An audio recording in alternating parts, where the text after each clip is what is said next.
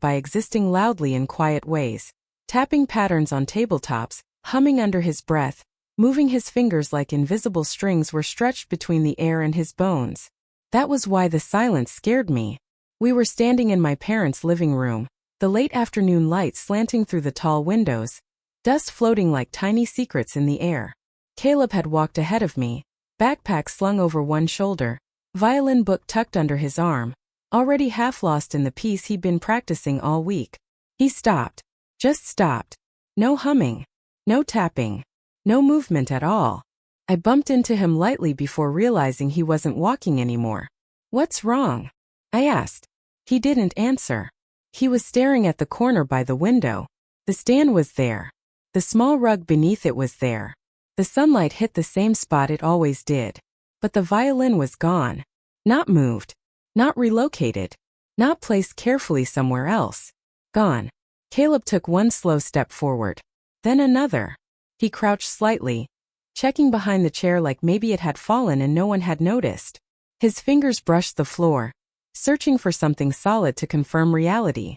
Then he straightened and looked at me. "Mom," he said quietly, "did Grandpa move it?" His voice didn't shake. That was the worst part. It was careful, like he was asking permission to be upset. My stomach dropped. "I don't know," I said too fast. "Let me see." The house smelled wrong. You don't notice familiar smells until something new invades them. Fresh varnish clung to the air. New fabric. Something citrusy and artificial. The smell of money being spent without explanation. My mother's voice floated in from the kitchen. "Did you bring the salad?" Of course she was in the kitchen. She was always in the kitchen when she wanted to look busy enough to avoid accountability. I walked in slowly. My dad sat at the table scrolling on his phone, legs crossed, relaxed. My sister Rachel leaned against the counter, sunglasses pushed into her hair, sipping something green from a tall glass like she was already on vacation. "Where's Caleb's violin?" I asked. My mom didn't turn around right away. She rinsed her hands, dried them, set the towel down. Then she sighed. "Oh," she said. That word. That one small dismissive word cracked something open in my chest. "That what?" My dad looked up finally. "We sold it." The room went still. Not dramatic still. Just the kind of quiet where your ears start ringing because your brain doesn't know what to do with the sound it just heard. "You sold it," I repeated. "Yes," my mother said briskly. "It was valuable and it was just sitting here." Rachel smiled like she was trying to soften the blow. "And honestly," she added, "we really needed the money." "For what?" I asked. Rachel nodded toward the back door. I didn't even have to look. I already knew. Caleb appeared in the doorway behind me. He must have followed, careful and silent, like he didn't want to interrupt grown-up decisions that had already been made. My mother noticed him and instantly changed her tone. "Sweetheart," she said too brightly. "You're not upset, are you?" Caleb shook his head. "No," he said. That word landed heavier than any accusation. Rachel laughed softly. "See? He's fine." My hands clenched. "That violin," I said slowly, "belonged to his great-grandfather." My dad shrugged. "And now it belongs to someone else." Something in Caleb shifted. Not outwardly. Inwardly. He didn't cry. Didn't argue. Didn't ask questions. He just stepped back like he'd learned that proximity didn't equal safety. "Who did you sell it to?" I asked. "A collector," my dad said. "Paid fast." My mom leaned closer, lowering her voice. "And before you get dramatic," she said, "don't tell your grandfather." That sentence told me everything. Not don't worry him. Not he wouldn't understand. Just don't tell him. I turned around, knelt in front of my son. "We're going home," I said. Caleb nodded immediately. No protest. No hesitation. He picked up his backpack, still holding his music book like it mattered even if the instrument didn't. As we walked out, my mother called after me. "You're overreacting." I didn't turn back. Because for the first time in my life I wasn't. That night, Caleb practiced on a borrowed school violin. The sound was thin. Brittle. Like the music wanted to exist but didn't have permission. He adjusted anyway. Again and again. When he finally stopped, he looked up at me. "It's okay," he said. I can still practice. I smiled. Then I went into the kitchen and cried where he couldn't see. The next morning Caleb didn't hum. That was how I knew this wasn't something time would smooth over. He sat at the kitchen table eating cereal he didn't taste, violin book open beside him out of habit more than intention. He traced the printed notes with his finger like they were braille, like maybe if he followed them long enough, the sound would come back on its own. Your lesson's on Thursday, I said gently. He nodded. I know. He didn't look up. I hated that my son was already learning how to be careful with disappointment. At school drop-off, he hesitated before getting out of the car. Mom, he said. Yeah. Did I do something wrong? The question hit me straight in the chest. No, I said immediately. No, Caleb. You didn't do anything wrong. Ever. He studied my face like he was checking for cracks. Okay, he said and got out. But he didn't believe me. Not fully. Because when adults take something from you without explanation, kids assume it's their fault. They don't assume greed, or entitlement, or cruelty. They assume failure. That was the moment I decided I was done protecting grown people from the consequences of their choices. Away. Not because he couldn't live alone, he could, but because my mother had spent months convincing him it would be easier. Easier for who had never been clear. Henry had always been precise. He played music the same way he lived, deliberately, without wasted motion. When he agreed to move, it wasn't because he was confused or weak. It was because he trusted the wrong people. The receptionist smiled when I gave his name. He's in the common room, she said. Reading. Of course he was. He was sitting in his favorite chair, glasses low on his nose, a book open but clearly forgotten the second he saw me. He didn't ask why I was there. He just said, they sold it. I stopped walking. You know. I asked. He nodded once. Your mother talks too much when she thinks she's right. I sat down slowly. I'm sorry, I said. I should have told you sooner. He waved it off. No, he said. You should tell me now. Which you did. I took a breath. They said not to tell you. Henry smiled. That sharp, knowing smile. That tells me everything. I told him the rest. The quick sale. The vacation. Rachel's voice. Caleb's silence. Henry listened the way he always had when I was younger, not interrupting, not reacting, just absorbing. When I finished, he closed his book. Did they tell you who bought it? He asked. No, I said. Just a collector. Henry nodded. Then they're already panicking, he said calmly.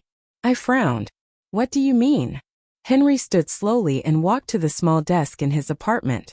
He opened a drawer and pulled out a thick folder. This, he said, setting it on the table between us, is why I never leave important things to chance. Inside were photographs of the violin from every angle, close-ups of the wood grain, the faint scratch near the lower bout, the serial markings hidden inside the body, appraisal documents, insurance policies, and something else, legal papers. The violin, Henry said, tapping the page, has been held in trust since your son turned 10. My breath caught. A trust? Yes, he said simply. I'm the trustee. Caleb is the beneficiary. I stared at him. They couldn't sell it, I whispered. No, Henry agreed. They couldn't. He sat back down, folding his hands. And whoever bought it will want their money back once they realize what they purchased. My stomach twisted. What happens to my parents? I asked. Henry looked at me for a long moment. What happens, he said quietly, is accountability. Nothing exploded right away. That was the hardest part. Weeks passed. Caleb used a school-issued violin that fought him at every turn. He practiced anyway. Carefully. Religiously. But the music didn't fill the room the same way. My parents posted photos from Hawaii. Sunsets. Smiling children. Captions like worth every penny. I didn't comment. Didn't argue. Didn't warn them. Henry told me not to. Let them enjoy the illusion, he said. It won't last. One evening Caleb asked, do you think Grandpa's mad at me? I sat beside him. He's proud of you, I said. And he's handling it. Caleb nodded. Okay, he said, trusting us more than we deserved. The invitation. The family group chat lit up on a Wednesday night. Welcome home barbecue party popper.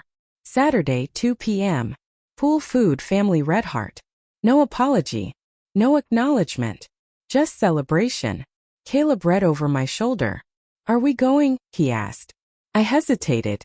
Before I could answer, my phone rang. Henry. We're going, he said. I swallowed. What are you planning? A conversation, he replied. One they've avoided for a long time. Saturday arrived wrapped in heat. The kind of heat that makes everything feel louder, brighter, more exposed. The sun sat high and merciless, reflecting off windshields and windows like it wanted witnesses. Caleb wore his blue shirt, the one he saved for orchestra events. He said it made him feel steady. He didn't bring his violin book this time. That alone told me how much had changed.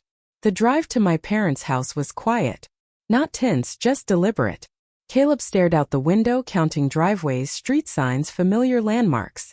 I knew he was bracing himself, even if he didn't have words for it yet. When we pulled up, the street was crowded with cars. My family had never been subtle about success. If they were happy, everyone needed to see it. If they were proud, it had to be photographed. Laughter drifted from the backyard before we even opened the door. Caleb hesitated. I put my hand on his shoulder. You don't have to say anything, I told him. You don't have to explain yourself to anyone. He nodded. I know, he said. I just don't want to be invisible. That sentence hit harder than any accusation. The backyard looked like a catalog. New patio furniture. String lights. A grill that cost more than my monthly rent. The pool shimmered bright blue, reflecting smiling faces and loud conversations. Rachel stood near the deep end, drink in hand, laughing like she was auditioning for happiness. Her kids splashed loudly, shrieking with delight. My parents hovered nearby, proud, glowing, validated. When they saw us, my mother's smile flickered. Just for a second. Emily, she said too brightly. You made it. Caleb stayed close to me. Rachel leaned down to him. You ready to swim? She asked. Caleb shook his head. No, thank you. She blinked, clearly unused to polite refusal. My dad clapped his hands loudly. All right, everyone, he announced. Before we eat, I just want to say how grateful we are. Family memories, moments like this, that's what matters. People applauded. Rachel raised her glass. To family, she echoed. Caleb's fingers tightened around mine. That's when the gate clicked. The sound cut through the noise like a blade. I turned.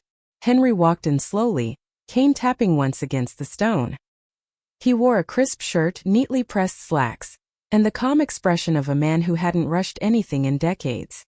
Beside him was a man in a dark jacket carrying a slim briefcase. The laughter died. Not immediately, people don't like to admit they sense trouble, but it thinned, fractured, lost rhythm. My mother froze. Dad, she said. What are you doing here? Henry smiled pleasantly. I was invited, he said. In my own way. He glanced around the yard. You've been busy. My dad cleared his throat. Let's talk inside. Henry shook his head. No, he said calmly. Outside is fine. The man beside him stepped forward. I'm Andrew Cole, he said. Mr. Henry's attorney. The word attorney landed hard. Rachel laughed nervously. This is a party, she said. You can't be serious. Henry looked at her. I'm always serious, he replied. He turned to the crowd. I won't keep you long, he said. But I need to correct something. People shifted. Drinks lowered. Someone turned off the music without being asked. Henry's voice stayed even. The violin that once belonged to my great-grandson was sold without authorization. My mother's face drained of color. That instrument, Henry continued, was held in trust. The silence became physical. Andrew opened the briefcase and pulled out documents. I am the trustee, Henry said. Caleb is the beneficiary. Rachel's voice snapped sharp. You can't do this. Henry met her gaze. I already did. Andrew stepped forward. The violin was recovered yesterday, he said calmly. The buyer has requested a full refund. My dad stumbled back into a chair. My mother whispered. No. Caleb's head lifted. You found it? He asked, barely audible. Henry turned to him, his voice softening. Yes, he said. It's safe. Caleb let out a breath he'd been holding for weeks. Andrew continued, professional and unyielding. The funds used for the purchase of this pool originated from the sale of protected property, he said. That constitutes misuse of trust assets. Rachel's face flushed. It was for the kids. Henry's eyes sharpened. Caleb is a child, he said. No one spoke. Andrew handed out envelopes. Additionally, he said, there is a notice of vacate. 60 days. My mother stared at the paper like it might disappear. This is our home, she said weakly. Henry corrected her. It is the house you live in, he said. There is a difference. The crowd dissolved. People remembered appointments, errands, anything that wasn't this. Rachel hissed at my parents. You told me it was fine. My dad didn't answer. Caleb leaned into me. Mom, he whispered. I wrapped my arm around him.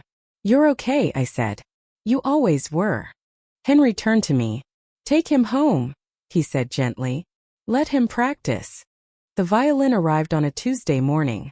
No announcement. No warning. Just a delivery truck pulling up quietly like it didn't want to disturb what it was carrying. I saw the case first through the window, long, dark, unmistakable. My hand started shaking before I even opened the door. The delivery driver handed it to me with care, the way people do when they know something matters even if they don't know why. I signed, closed the door, and just stood there for a moment breathing. Mom! Caleb's voice came from the hallway. I turned. He froze when he saw it. Not like before. Not shocked. Like someone seeing a friend they weren't sure would ever come back. Is that? His voice cracked and stopped. Yes, I said. It's yours. He walked toward it slowly, like sudden movements might make it disappear again.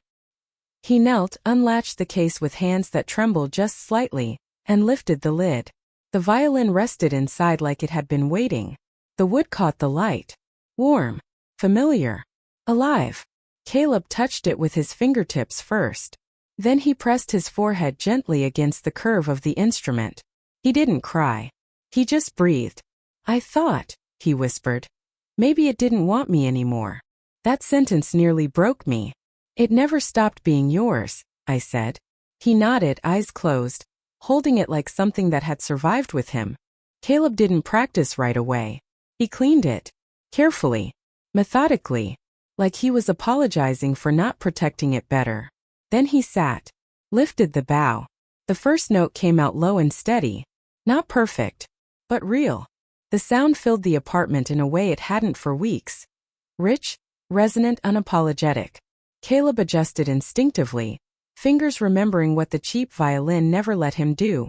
By the third phrase, his shoulders relaxed. By the fifth, he was gone. Music poured out of him like it had been trapped behind a dam. I leaned against the wall and cried quietly because for the first time since this started, I wasn't afraid anymore. My parents' house was not quiet. The buyer wanted his money back, all of it, and he wanted it fast. The phrase civil liability started appearing in conversations my parents had never imagined themselves having. The pool company didn't care where the money came from. Rachel stopped answering my calls. Then she stopped answering my parents.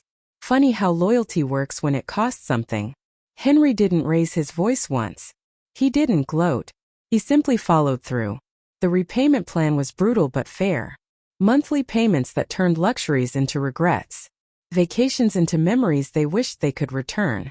And the notice to vacate stayed in effect. No extensions. No negotiations. Just consequences. Caleb changed after the violin came back. Not dramatically. Subtly. He started correcting people when they interrupted him. He asked questions in class even when his voice shook. He told his teacher when something felt unfair. One night while we were washing dishes he said, I didn't know adults could be wrong like that. I handed him a towel. Some adults, I said, confuse power with permission. He nodded thinking, I don't want to be like that. You won't be, I said, because you noticed. A week later Henry came by. Not announced. Not ceremonial. He sat at our small kitchen table, listened to Caleb play, then asked him about school like nothing else mattered. After Caleb went to his room, Henry pulled out another folder. I updated the trust, he said. My stomach tightened. For the house, he continued. And for Caleb's education. I stared at him. You don't have to. I do, he said calmly. Because now I know who needs protecting. He placed the folder in front of me. Emily, he said.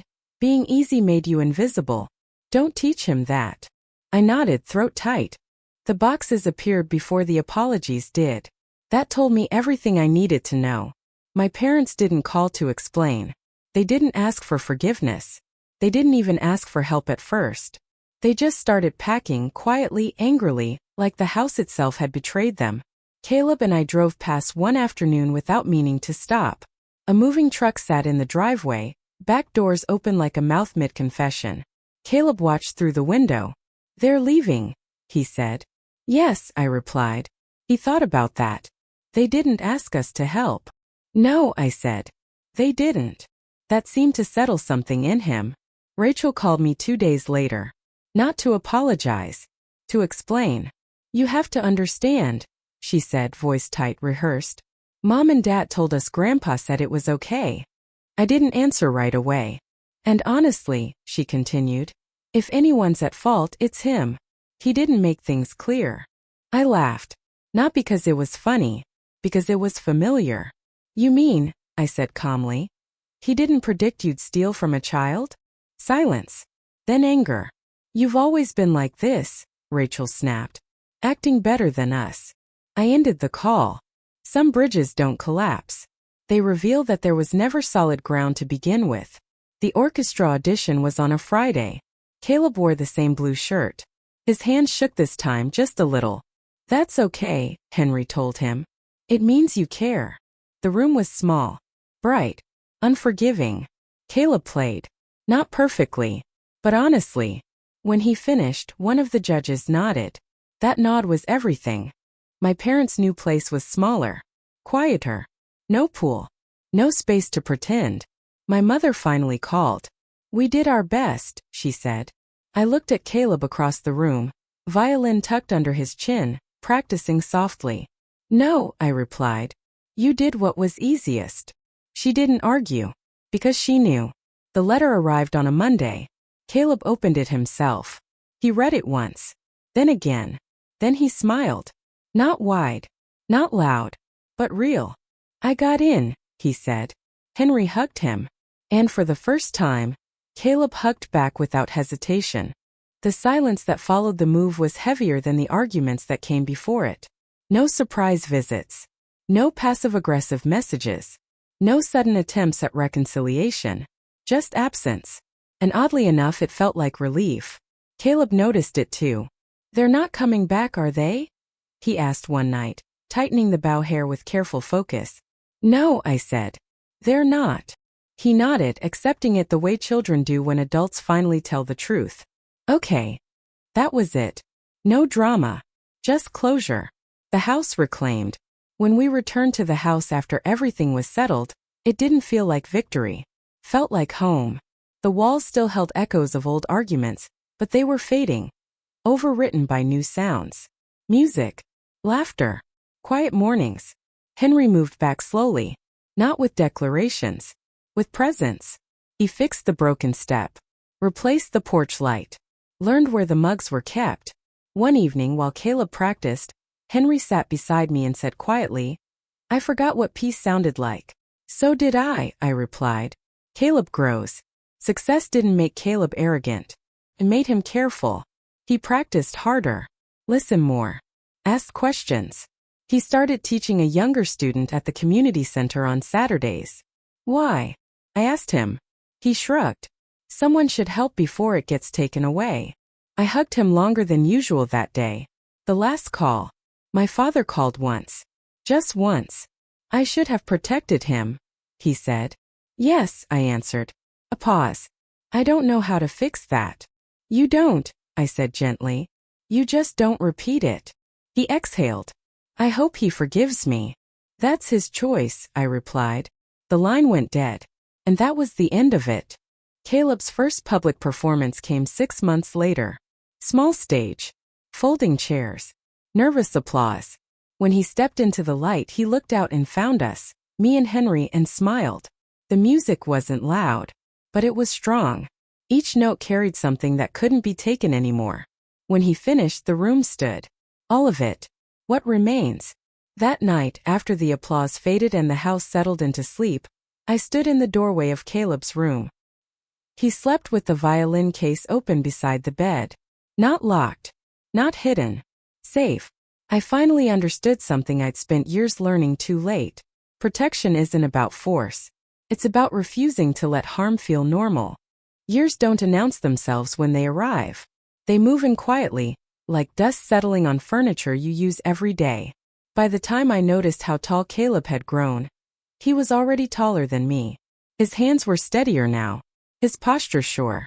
The violin no longer looked fragile in his grip. It looked like an extension of his body, something earned rather than protected. We didn't talk about the past much. Not because it hurt, but because it no longer ruled us. The letter. The letter came the same way the violin once had, unexpected. Handwritten. Careful. My mother's name on the envelope. Inside, no excuses. Just truth. I thought providing comfort was love. I didn't realize I was teaching entitlement. I'm sorry I failed you when you needed a parent, not a judge. I didn't show it to Caleb. Some apologies are for the person who writes them, not the one who receives them. Caleb's choice. Caleb was offered something big. A scholarship. A conservatory. A future that glittered with prestige. He read the offer twice, then set it down. I want to go, he said. But not yet. I waited. I want to teach for a year. Here. At the center. Why? I asked. He smiled, not shy, not unsure. Because I learned what it feels like to almost lose something you love. I don't want anyone else thinking that's normal. I understood then. Legacy isn't talent. It's direction. Henry and me. Henry and I grew older without drama. No grand gestures. Just shared mornings. Coffee cups side by side. Silence that didn't need fixing. One evening, watching Caleb teach, Henry said, "We didn't raise him to be afraid." "No," I said. "We raised him to notice." That felt better. The final performance. Caleb's last performance before leaving came on a warm night. The same violin. The same wood. But a different sound. Confident. Open. Free. When he finished, he didn't bow immediately. He looked at the audience, students, parents, strangers, and spoke. "Protect what matters early," he said, "so you don't spend your life trying to get it back." Then he bowed. And the room stood. What endures? Later that night, I sat alone on the porch. The house breathed around me. Nothing was locked away. Nothing was missing. I realized something simple, something quiet, something that would have changed everything if I'd known it sooner. Love isn't proven by what we give. It's proven by what we refuse to take. From children. From trust. From the future. If this story moved you, remember to like, follow, and share so more stories like this can find the people who need them.